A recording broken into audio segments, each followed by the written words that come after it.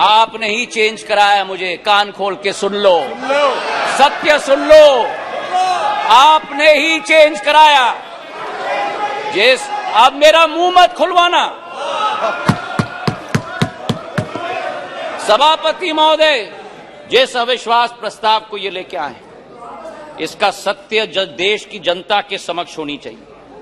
जिस तरह से एक एक वर्ग का विश्वास तोड़ा गया है और जिस तरीके से प्रधानमंत्री जी ने एक एक वर्ग का अविश्वास को विश्वास में परिवर्तित किया है, वो सत्य आज इस सदन के द्वारा देश की जनता के समक्ष जानी चाहिए। किसान, सभापति महोदय, इस देश की रीढ़ की हड्डी, 60% आबादी हमारी कृषि प्रधान राष्ट्र है, लेकिन अगर किसान का पीठ तोड़ने वाला कोई कालखंड रहा तो 2014 के पहले रहा।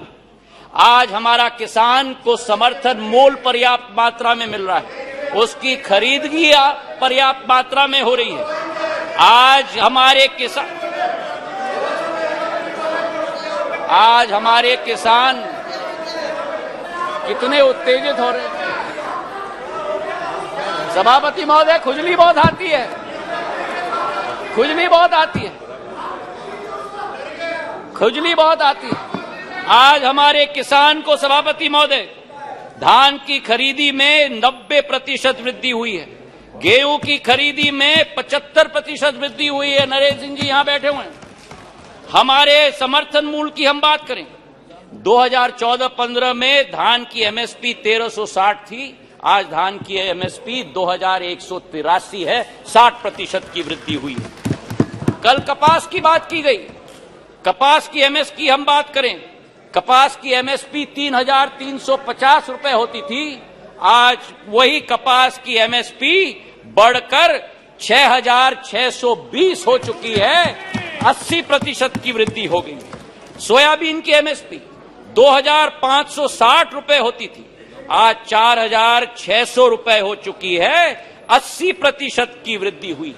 तो जहां हमारे देश का किसान, हमारे देश का अन्नदाता समृद्ध हो चुका है, उसी के साथ साथ किसान के लिए जो सीमांत हमारा कृषक है, 80% हमारा कृषक आज भी सीमांत कृषक है, उसके लिए एक सुरक्षा कवच के रूप में किसान सम्मान निधि के जरिए 6000 रुपया प्रति वर्ष 11.5 किसानों के खातों में 2,40,000 करोड़ रुपए प्रधानमंत्री ने पहुंचाने का कार्य किया। यही अंतर है तुष्टीकरण और संतुष्टीकरण के बीच में, सभापति महोदय। और इसी पे मैं बताना चाहता हूं, मध्य प्रदेश में भारतीय जनता पार्टी की शिवराज सिंह जी की सरकार ने इस 6000 रुपए में 6000 रुपए अतिरिक्त मिलाकर 12,000 रुपया प्रति साल 80 लाख किसानों के खाते में डालने का कार्य किया। हमारे देश के पूर्व प्रधानमंत्री अटल बिहारी वाजपेयी जी का एक सपना था, उनका एक सपना था कि इंटरलिंकिंग ऑफ रिवर्स होना चाहिए, और आज उनके सपने को अगर साकार किया है तो प्रधानमंत्री नरेंद्र मोदी जी ने Ken Betwa interlinking of reverse के आधार पर किया है। 42,000 करोड़ रुपए की योजना, उत्तर प्रदेश और मध्य प्रदेश के 13 जिलों को मिलाकर 60 लाख लोग प्रभावित होंगे।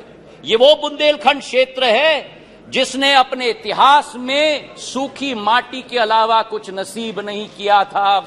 अध्यक्ष सभापति महोदय, आज वहां 11 लाख हेक्टेयर की सिंचाई होगी, 105 मेगावाट की ऊर्जा का सर्जन होगा, और उसी के साथ इस परिवर्तन के स्केल पे भी मैं बात करना चाहता हूं।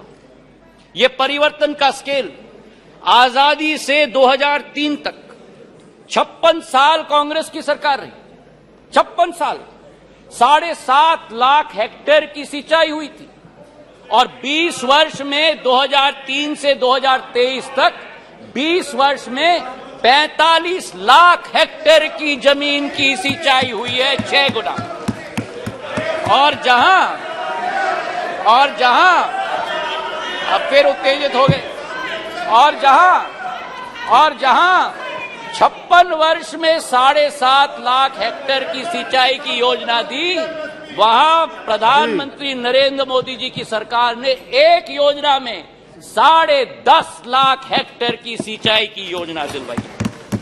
ये इसी बात का उदाहरण है सभापति महोदय कि डबल इंजन यानी डबल विजन।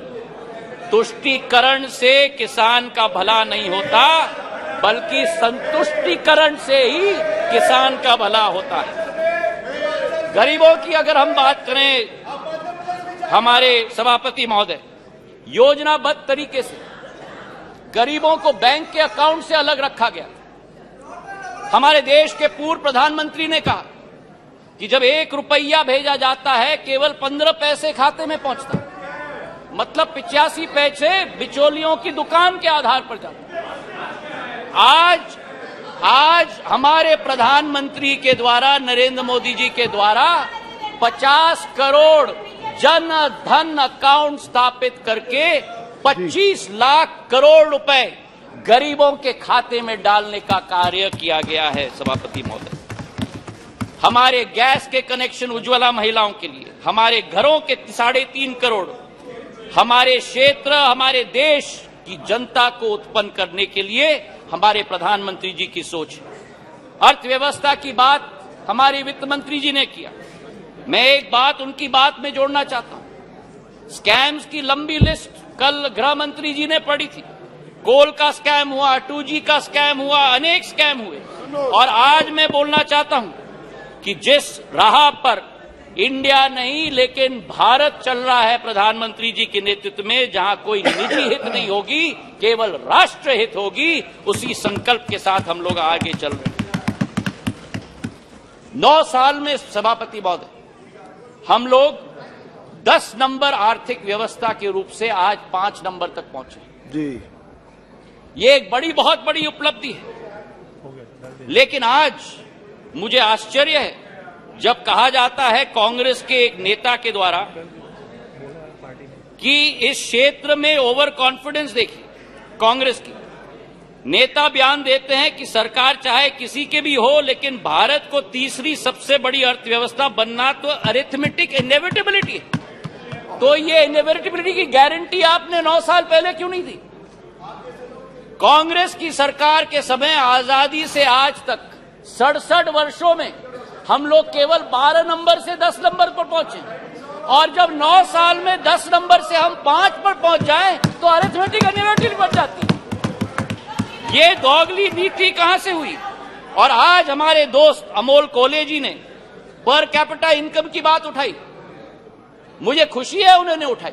आपको आश्चर्य होगा सभापति महोदय ये सुनते हुए कि भारत 67 सालों में भी सब साउथ अफ्रीका की पर कैपिटा इनकम को हमने पार नहीं किया जब इनकी सरकार होती थी। 9 साल में पर कैपिटा इनकम आज डबल हो चुका है सभापति महोदय।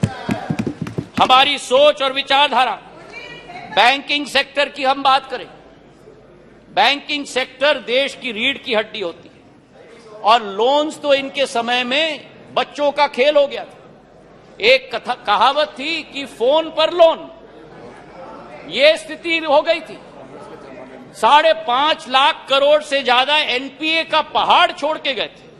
आज उसकी सफाई अरुण जेटली जी ने और निर्मला सीतारमण जी ने करके देश को आगे बढ़ने के लिए कैपेक्स की एक नई रचना की शुरुआत की। कभी हम कल्पना कर सकते थे कि भारत में 10 लाख करोड़ रुपए का कैपेक्स का प्रोग्राम होगा, और इंफ्रास्ट्रक्चर का कैपेक्स का प्रोग्राम भी ऐसे कि 10 साल में 15,000 किलोमीटर की रेलवे लाइन बनी, और एनडीए सरकार के समय में 26,000 किलोमीटर की रेलवे लाइन बनी। हाईवे की निर्माण की बात करें तो 67 वर्षों में 91,000 किलोमीटर के हाईवे, और 9 वर्षों में गडकरी साहब जी यहां बैठे हैं, 55,000 किलोमीटर की हाईवे 9 सालों में 1,45,000 किलोमीटर की हाईवे बनी। और यही स्थिति सिविल एविएशन के क्षेत्र में 74 एयरपोर्ट 67 वर्षों में, और 148 एयरपोर्ट 9 वर्षों के अंदर। और इसी के साथ जो हमारा पावर डेफिसिट कंट्री था आज पावर सरप्लस हो गया।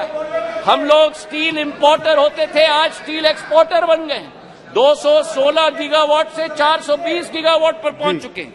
कोल के मामले में 565 मिलियन टन से 900 मिलियन टन, और इस वर्ष 1 बिलियन टन का उत्पादन देश करेगा कोल का। सभापति महोदय, मैं ये कहना चाहता हूं कि ये अरिथमेटिक इनेविटेबिलिटी नहीं है। आज भारत जो 2014 में 5 मिनट और 2014 में दूसरे देशों पर निर्भर होता था, प्रधानमंत्री जी ने आत्मनिर्भरता का सिग्नल दिया। जिस देश में हम लोग झोली निकालकर वैक्सीन की भीख मांगते थे, आज उसी भारत में 2 वैक्सीन का आविष्कार होता है और उत्पादन होता है। 220 करोड़ टीके लगते हैं, कोविन का एप्लीकेशन लगता है, एप्पल से एयरबस मैन्युफैक्चरिंग फैसिलिटी लगा रही है, सेमीकंडक्टर से चंद्रयान 3। आज भारत का तिरंगा झंडा भारत में नहीं, विश्व में नहीं, चांद पर लगाने का संकल्प प्रधानमंत्री जी का है। ऑटो के सेक्टर में 7 नंबर से 3 नंबर, टेलीकॉम के सेक्टर में 12 नंबर से 2 नंबर। ये अरिथमेटिक इनेविटेबिलिटी नहीं है, ये सशक्त नेतृत्व और दक्षतापूर्ण सरकार का परिणाम है। मेरे सभापति महोदय, प्रधानमंत्री जी का संकल्प है कि तीसरी पारी में भारत में वर्ल्ड क्लास इंफ्रास्ट्रक्चर गांव-गांव तक हम पहुंचाएंगे। ये मोदी जी की गारंटी है। तो आज सभापति महोदय, ये स्वच्छ इंडिया अभियान की बात कर रहे हैं। ये कहते हैं कि नफरत के बाजार में मोहब्बत का दुकान लाएंगे। इनका दुकान तो भ्रष्टाचार का दुकान है, झूठ का दुकान है, तुष्टीकरण का दुकान है, अहंकार का दुकान है। केवल का नाम दुकान का बदलते हैं, सामान वही है। राहत इंदारी जी के शब्द मुझे याद आते हैं कि नए किरदार आते जा रहे हैं, मगर नाटक पुराना चल रहा है। मैं ये कहना चाहता हूं कि अधीर रंजन चौधरी जी ने स्वयं कहा कि ये मजबूरी का गठबंधन है। मैं उनको कोट करना चाहता हूं। उन्होंने एक इंटरव्यू में कहा था, अधीरदा ने, सबको लगा है कि इस समय जो मोदी शाह का जगरनॉट चलते हैं, सबको लगा है कि इस समय जो मोदी शाह के जगरनॉट चलते हैं, सबको एकजुट होना जरूरी है। ये मजबूरी है। पॉलिटिक्स में तो मजबूरी रहती है। आज ये अविश्वास प्रस्ताव इसलिए लेके आए हैं। मैं ये पूछना चाहता हूं कि कौन सी इंडिया की आवाज ये उठाते हैं जब विदेश जाकर 2 इंडियाज की बात करते हैं। ये कौन सी इंडिया की आवाज उठाते हैं जब गलवान में हमारे सेना के शौर्य और उसी के साथ सर्जिकल स्ट्राइक पर उंगली उठाते हैं। ये कौन से इंडिया की आवाज करते हैं जो कोरोना जैसी भीषण समस्या में राजनीति पर उतर जाते हैं। और आज पिछले 2 दिनों से सभापति महोदय, मैं सुन रहा हूं विपक्ष को, कोई महाभारत की बात कर रहा है, कोई रामायण की बात कर रहा है, कोई राम की बात कर रहा है, कोई रावण की बात कर रहा है। अच्छा है कि आज धर्म की बहुत याद आई इनको। कोई जनेऊधारी है, कोई मंदिर की परिक्रमा कर रहे हैं, कोई यज्ञ आयोजित कर रहे हैं, कोई पार्टी तो अपने संकल्प पत्र में डाल रहे हैं कि राम वन गमन पथ का हम संकल्प करते हैं। मैं इनको स्पष्ट रूप से बताना चाहता हूं, ये मुखौटा नहीं चलेगा। हमारी देश की आज 140 करोड़ जनता की आस्था और पीढ़ियों की सपना, हमारे मर्यादा पुरुषोत्तम भगवान राम का भव्य मंदिर अयोध्या में प्रधानमंत्री नरेंद्र मोदी बनाने जा रहे हैं।